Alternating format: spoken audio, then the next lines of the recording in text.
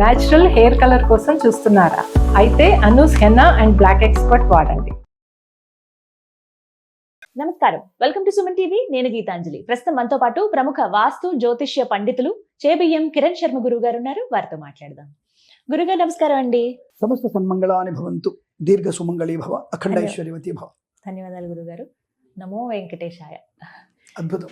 ఎక్కడ విన్నా అసలు అంటే మనకేంటో ఒక్కొక్క సీజన్ లో చూస్తూ ఉంటాము, ఆ దైవారాధన విపరీతంగా కనబడుతోంది. ప్రజలందరూ కూడా అవి పూజలు చేయటం, ఫలితాలను పొందడం.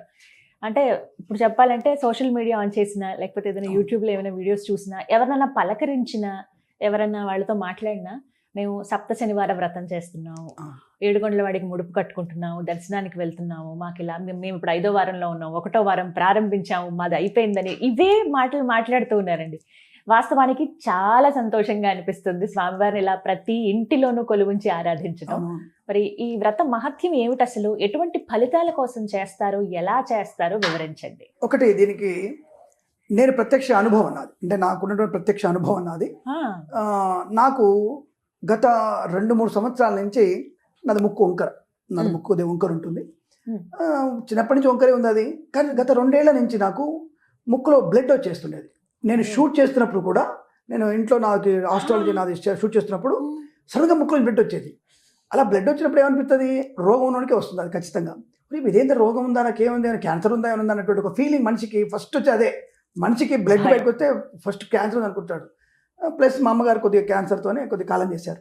ఇది ఉందని చెప్పేసి 3 ఏళ్ల నుంచి నేను జెనెటిక్ టెస్ట్ చేయించుకున్నాను, జెనెటికల్ టెస్ట్ కూడా చేయించుకున్నాను. మీకేం లేదండి స్వామి అంటారు. సో కొన్ని ఉన్నాయి కదా మేడం అంటే, అందరికీ ఉంటాయండి, లోపల హార్మోన్లు అందరికీ ఉంటాయి, కొన్ని అందరికీ క్యాన్సర్ కణాలు ఉంటాయి అందరికీ, వాటి పెరిగేటువంటి ప్రభావం వేరే ఉంటుంది, పెరగవు మీకు అవి అని చెప్తుంది.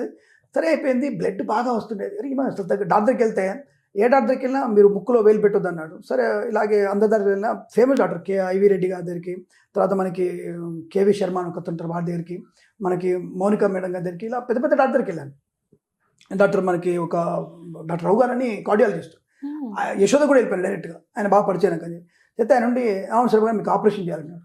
ఏ ఆపరేషన్ అంటే, ఆపరేషన్ చేయాలని సార్. సరే సార్ అన్న, మీ ఎడవ చేయి చిట్టిన వేలు కట్ చేయాలన్నాడు. ఇదేం సార్, దీనికి సంబంధం అడిగా కామెడీగా. అంటే మీరు ఈ వేలు ముక్కులో పెట్టుకుంటున్నారు కదా, రక్తం వస్తుంది. మీరు ఎంతైనా సార్ అంటే, మీకు అంతే ఉంది, మీరు ఇన్ని టెస్టులు తీసుకొచ్చారు, 200 రిపోర్ట్ తీసుకొచ్చారు, నాకు పెట్టారండి.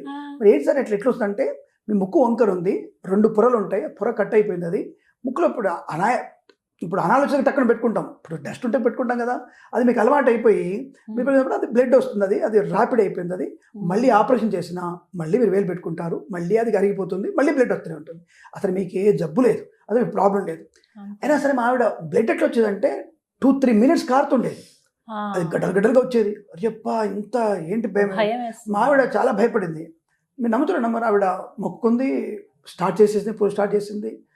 అమ్మాయి అమెరికా, మా అమ్మాయి అండర్గ్రాడ్యుయేట్ అమెరికా వెళ్ళడానికి అప్పుడే, అంత అమ్మాయి ఉన్నప్పుడే స్టార్ట్ చేసింది.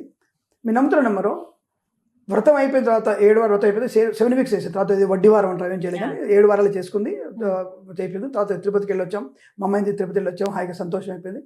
మళ్ళీ ఈ రోజు వరకు నాకు బ్లడ్ రాలేదండి. అరే నేను ఇది చెప్పడానికి ఏంటంటే, విత్ ఫిట్నెస్ నా దగ్గర ఉంది. నేను ఎంత డాక్టర్కి వెళ్ళానో ఫిట్నెస్ ఉంది. నేను 3 ఏళ్ళ నుంచి అయితే వెళ్ళలేదు కదా, డాక్టర్ ఉంటుంది కదా, అది నా దగ్గర ఫిట్నెస్ ఉంది. అంటే దేవుడు మహత్యమా, మనకు ఆరోగ్యంగా ఉన్నామా, వేలు పెట్టుకోలేదు అనే విషయం మనం చూసుకుంటే, జాగ్రత్తలు పడుతున్నా, ఎప్పుడో ముక్కు అయితే ఇట్లా అనుకుంటాంగా, ముక్కు గట్టిగా రాసుకుంటాంగా, అప్పట్లో నేను ఇట్లా ముక్కు ఇట్లా అంటే కూడా నాకు బ్లడ్ వచ్చేది. ఇప్పుడు చెప్పి అంత బ్లడ్ విపరీతంగా, షర్టు తడిసిపోయింది. కేదార్నాథ్ వెళ్తున్నప్పుడు గంగోత్రిలో ఒక టవల్ నా చేతిలో, టవల్ మొత్తం బ్లడ్ అయిందమ్మా, టవల్ మొత్తం. అంటే దాదాపు నాకు తెలిసి ఒక 50 గ్రామ్స్ బ్లడ్ వెళ్ళిపోయి ఉంటుంది బయటికి, 50 గ్రామ్స్ వెళ్ళిపోయి ఉంటుంది మినిమం, అంత బ్లడ్ అయిపోయింది. అట్లాంటిది ఒక జస్ట్ మా ఆవిడ కంప్లీట్ 3 మంత్స్ అయిపోయింది. ఈ రోజు వరకు నాకు మళ్ళీ అది కనబడలే. మరి అది వెంకటేశ్వర స్వామి మహత్య, అందుకే మీ నారాయణ అంటే ఎంత సంతోషం అనిపిస్తుంది. అంటే ఇది ఇక్కడ ఏం చెప్తున్నా అంటే, ఏదో నేను మీ మభ్యపెట్టడానికి కాదు, నాకు జరిగిన అనుభవం ఇది. కాబట్టి నేను పూర్తిగా విశ్వాసంతో ఉన్నాను, గట్టిగా చెప్పగలను. ఎస్. మరి ఏమిటి ఈ యొక్క వ్రతం చేస్తే ఏమిటి ఫలితం అంటే, ముఖ్యంగా శనేశ్వరుడి యొక్క ప్రభావం తగ్గించుకోవడానికి. శనేశ్వరుడు అంటే రోగాన్ని నాశనం చేసేవాడు, రోగాన్ని రాకుండా చేసేవాడు, రోగం వచ్చేవాడు కూడా వాడే. అటువంటి శనేశ్వరుణ్ణి మనం కనుక కంట్రోల్లో పెట్టుకుంటే, ఈ వెంకటేశ్వర స్వామి యొక్క వర ప్రభావం చేత ఈ వెంకటేశ్వర స్వామి వ్రతం చేసిన వాళ్ళకి శనేశ్వరుడి యొక్క గ్రహ ప్రభావం మన మీద ఉండకుండా చేస్తుంది. కాబట్టి ఇది మనం చేసుకోవచ్చు ఇంట్లో హాయిగా ప్రశాంతంగా కలశం పెట్టుకొని 7 వారాలు చేసుకొని, కొంతమంది వడ్డీ వారం అని చేస్తారు, 8వ వారం చేస్తారు. 7 వారాలు వ్రతం, దాని పేరు 7 వారాల వ్రతం. మన అధికం ఫలం అని 8వ వారం చేసుకోవచ్చు, దానికి ఇబ్బంది లేదు. కానీ 7 వారాలు తప్పు. 7వ వారం ఉద్యాపన కూడా, ఉద్యాపన 7వ వారం పుస్తకంలో ఉంటుంది, ఉద్యాపన అదిలో చేసుకోవాలి.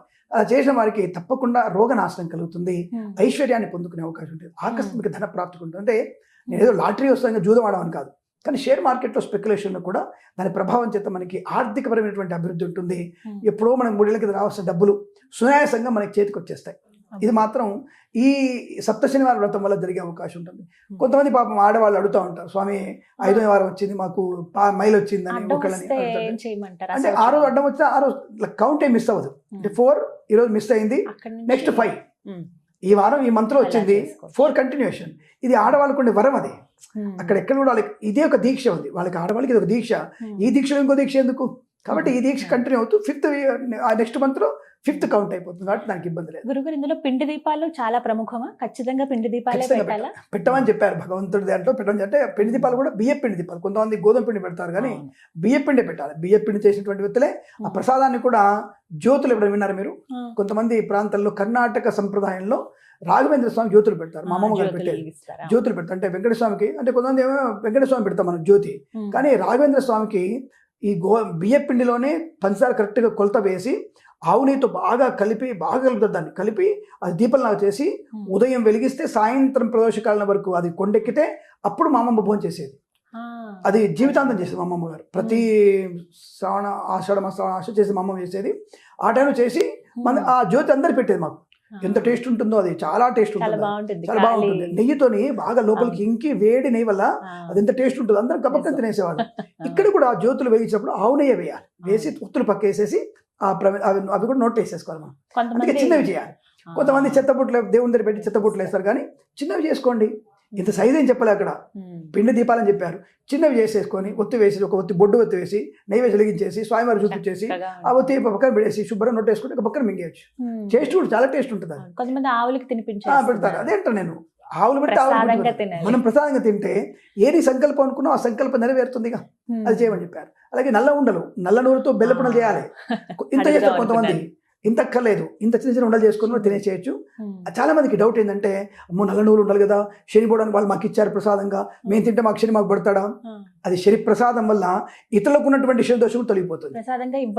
అయ్యో చాలా మంచిది అది. ఇది భ్రమ. కొంతమంది పంతులు చేసేటువంటి ఈ దరిద్రపు వేషాలు ఇవంటారు. అందుకే అంటాను, కొంతమందికి తెలిసేలాగా చేసేటువంటి ఒక దరిద్రం అక్కడ ఇచ్చేటువంటి. రెండవది ఇంకా అంతకంటే ముఖ్యం, ఏకాదశి ఉపవాసం ఉన్నారు మీరు, విష్ణుమాల వెనక్కి వెళ్ళారు, కాబట్టి తీర్థం తీసుకున్నారు, పక్కన స్వామివారు ప్రసాదం పెట్టేశారు, నోట్లు వేసుకోవాలి అంతే. అన్నమైనా సరే అది ప్రసాదమే, అక్కడి వరకు ప్రసాదమే, అది నక్తం ఉన్నట్టే మీరు. ఇది శాస్త్రం చెప్పబడింది, దీన్ని కూడా తీసుకోవాలి. అలా ఇక్కడ కూడా శనేశ్వరుడికి కూడా నలుగురు ఇస్తే మనం తప్పని తీసుకొని తిరుమల వెంకటేశ్వర సమేత శనేశ్వరాన్ని నోట్లు వేసుకుంటే మనకున్న శనిపీడ పోతుంది. అంతటి మహత్వం దాంట్లో. ఈ నియమాల్లో కొన్ని చెప్తున్నారు, నల్ల వస్త్రాలే ధరించాలి. మావిడ అంటే ఏం కట్టుకుంది, మావిడ మంచి శుభ్రంగా పట్టు చీర కట్టుకుంది, హాయిగా కాళ్ళ పసుపు రాసుకుంది, శుభ్రంగా పారాయణ పెట్టుకుంది, హాయిగా బ్రాహ్మణి పిలుచుకుని చేసుకున్నారు. భార్య భర్త కూర్చొని చేస్తున్నారు, వీడియోస్ లో చూస్తే చాలా బాగుంది చూడటానికి. అంటే ఇక్కడ ఏమైందంటమ్మా, సోషల్ మీడియా ఇన్ఫ్లుయెన్స్ ఎక్కువైపోయింది. అంటే ఒక మీలాంటి పెద్ద పెద్ద వాళ్ళు ఇన్ఫ్లుయెన్సర్ చేసినప్పుడు అరే వాళ్ళు చేశారు బాగున్నారు మంచి చేద్దాం అనేటువంటి భావన ఏర్పడింది. అది మంచిది. అదే అంటాను, ఇన్ఫ్లుయెన్సర్గా ఉన్న వాళ్ళు కొంతమంది మాట్లాడుకున్నారు. అంటే మనం మాట్లాడేటప్పుడు ఇప్పుడు నేను ఉన్నాను, నన్ను చూసి అభిమానించే వాళ్ళు 100 మంది ఉంటారుగా, నేను తప్పు మాట మాట్లాడితే పట్టుకునే వాళ్ళు ఉంటారు, కాబట్టి ఫాలో అవుతారు. కాబట్టి జాగ్రత్తగా మాట్లాడతాం. అందుకే రాజమౌళి గారు అట్లాంటి వాళ్ళు కూడా స్టేజ్ మీద ఉన్నప్పుడు మనం అలాంటి వాళ్ళు పెద్దవాళ్ళు అనేవాళ్ళు జాగ్రత్తగా మాట్లాడే ప్రయత్నం చేయాలి. అంటే దేని విమర్శించకూడదు, అలా జాగ్రత్త పెట్టుకుంటుంది. అందుకే ఇక్కడ కూడా నల్ల ఉండలు తినడం వల్ల ప్రయోజనం ఉంటుంది, మనకు అనుకూలం ఉంటుంది. నల్ల బట్టలు అక్కర్లేదు, హాయిగా పట్టు చీరలు కట్టుకొని శుభ్రంగా చేసుకోవచ్చు. నాకు ఎక్కడ నల్ల బట్టలు చెప్పలేదు. అంటే భార్యాభర్తలు కూర్చోకపోతే అంటే భార్య కొద్ది కూర్చోవచ్చు, అట్లా చేసుకోవాల్సిన ఆవిడే. నోమది, అది 7 వారాల నోమది. అంటే ఆడపిల్ల చేసుకుంటే ఆటోమేటిక్గా అది శుభ్రంగా జరుగుతుంది. మావిడే చేసుకుంది. పాపం నేను ఎక్కడ 2 సార్లు నేను కూర్చొని పూజ చేయించాను తప్ప, మిగతా సార్ నా శిష్యులు వచ్చి పూజలు చేయించారు. ఆవిడ కొద్ది పాపం చేసుకుంది. హారతికి కూడా నమస్కారం పిలిచేవాళ్ళు, నాన్న 2 హారతి తీసుకోండి చెప్పి వెళ్ళాను తప్ప, అంటే శ్రద్ధ లేదని కాదు, సమయం లేకపోవడం. ఆవిడ చేసుకుంది. ఆ ఫలితాన్ని అనుభవించాను, బ్రహ్మాండంగా నాకైతే అనుభవించాను, నా భార్య పుణ్యబలం. నైవేద్యం విషయంలో ఒక చిన్న క్లారిటీ కావాలి. ఎందుకంటే కొంతమంది ఏంటంటే మొదటి వారం నుంచి 7 పెడుతున్నారు, వారం పెంచుతూ 7 వరకు వస్తున్నారు కొంతమంది. అసలు ఎన్ని నైవేద్యాలు ఒకటి స్వామివారికి సంఖ్య ఇప్పుడు ప్రతి వారం 7 పెట్టాల్సిందే. ప్రతిరోజు ప్రతి వారంలో మనం ప్రతి వారంలో 7 పెట్టాలి, చిన్న 7 పెట్టాల్సిందే. 7 వారాలు ఒక్కొక్క వారానికి ఒక నైవేద్యంగా మనం 7 వారాలకి 7 ప్రతిరోజు పెట్టాలంటే 40 పెట్టాలి. 7 రకాలు అక్కర్లేదు. అంటే నూల ఉండలు 7. 7. భోజనం అంటారా, పంచభక్ష భోజనం మన ఇష్టం. ఇప్పుడు ఇదే ఇక్కడే ఇప్పుడు ఒక పూరి గుడిసెలో ఉన్నవాడు ఉన్నాడు. వాడికి అన్నం పప్పు ఒకటే వండుకుంటాడు, అన్నం ఒకటే వండుకోగలుగుతాడు, పెరుగు తెచ్చుకుంటాడు, అది నైవేద్యం పెడతాడు. ఏ వద్దని చెప్తాడా? అదే అదే అంట దేవుడు ఎక్కడ చెప్పలేదు.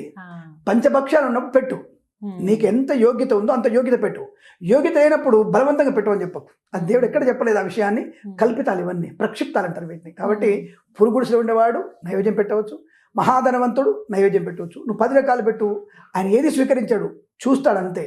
ఆయన శ్వాస తీసుకుంటాడు, ఆ రైట్ తృప్తి పడతాడు అంతే. కాబట్టి మీరు ఏది పెట్టినా ఇబ్బంది లేదు, ఇన్నని ఎక్కడ లేదు. కానీ నూనె ఉండలు మాత్రం పురుగుడిసలు ఉన్నా సరే, చిన్నవి చేసుకున్నా సరే, ఒక చిన్న గిన్నె చేసుకోండి, అవి 7 పెట్టేసి 7 నైవేద్యం, అది మహా నైవేద్యం. జ్యోతులు పెట్టుకోవాలి. ఖచ్చితంగా తిరుపతి వెళ్ళాలా అండి? అలా ఏం చెప్పబడలేదు, అలా స్వామివారికి రమ్మని చెప్పలేదు. స్వామివారి దర్శనం చేసుకుంటే మంచి అని చెప్పారు తప్ప కంపల్సరీ మ్యాండేటరీ అని చెప్పలేదు. నేను హృదయంలో లేడా, నీంట్లో లేడా, కాబట్టి దానికేం లేదు. శక్తి ఉన్నవాడు వెళ్తాడమ్మా, శక్తి లేని వాడు కష్టం కదా. కానీ ఏదో రకంగా స్వామి వెళ్తారు. అదేంటారు ఇప్పుడు, అదేంటారా భగవంతుడు పిలుచుకోవడం వెళ్తాడు గ్యారెంటీ, అది వేరే విషయం. కానీ మనం వెళ్ళాలా అనేది రూల్స్ ఎక్కడ లేవు. భగవంతు దర్శనం ఇక్కడే చేసుకున్నాం కదా, ఆయన చూసుకోవడం, ఆయన ఇక్కడికి వచ్చాడు. ఇప్పుడు శ్రీ అలవేలుమంగ సమేత శ్రీ పద్మావతి అలవేలుమంగా సమేత వెంకటేశ్వరాయ నమః ధ్యానం సమర్పయామి ఆవాహయామి అంటే పిలిచారు, రాలేదనా అంటే అబద్ధంగా వాడింది. అంటే పద్మావతి అలవేలుమంగ సమేత శ్రీ వెంకటేశ్వర అన్నప్పుడు ఆవాహయామి అని రావాలి కదా.